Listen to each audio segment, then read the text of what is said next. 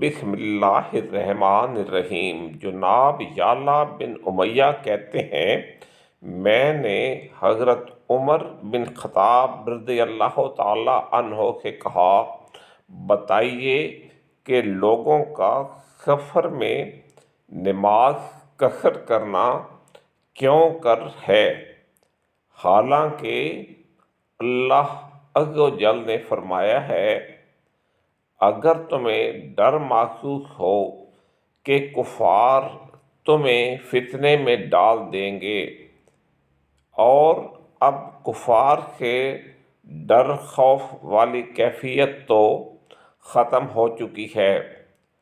انہوں نے جواب دیا کہ مجھے بھی یہی تعجب ہوا تھا جو تمہیں ہوا ہے، پس میں نے یہ بات رسول اللہ صلی اللہ علیہ وسلم سے عرض کی تھی۔